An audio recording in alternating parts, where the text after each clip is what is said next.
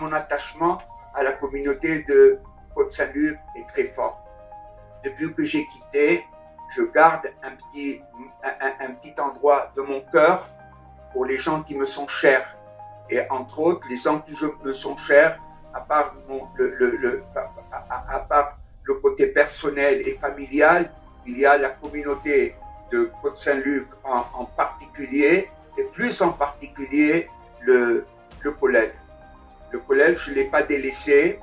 Je voudrais que vous voyez derrière moi le nerf que depuis que j'ai quitté Montréal, tous les matins, tous les jours, ce nerf, il a été dédié à Rabbi Meir Baal HaNes, dont j'adhère très très fortement et j'ai beaucoup de émouna dans ce tzaddik-là. Et je voudrais vous dire que depuis que j'ai quitté, c'est la manière que je me relie au collège de Côte-Saint-Luc en particulier et à la communauté en général et à tous ceux qui me sont chers.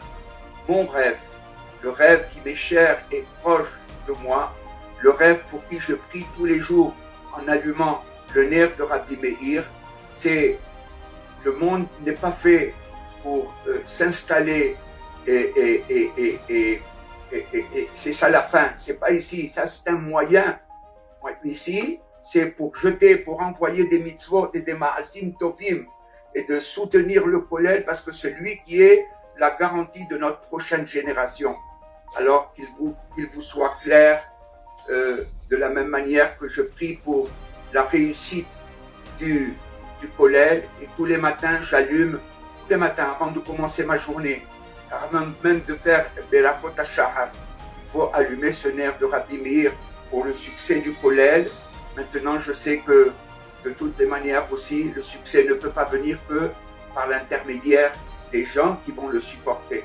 Et sachez-le, que vous êtes tous bénis par la Beracha de Rabbi Meir, par son nerf et par le Ketoret qui se trouve en haut, qui est la garantie de la bonne Parnassa. Amen, Kenye Rasson. Je suis toujours reconnaissant à tous ceux qui vont soutenir et faire en sorte, soutenir c'est pas suffisant, il faut que le collège il soit une citadelle de la lumière de la Torah, comme un phare qui est en train d'éclairer les bateaux qui passent dans la grande mer, la haute mer.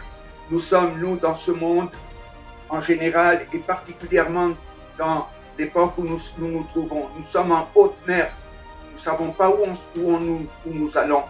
Par conséquent, c'est le moment de nous renforcer et de renforcer les vrais outils de travail qui sont la Torah, les Rabbanim, et que la lumière de la Torah soit éclatante aux yeux de tout le monde. Amen et Amen.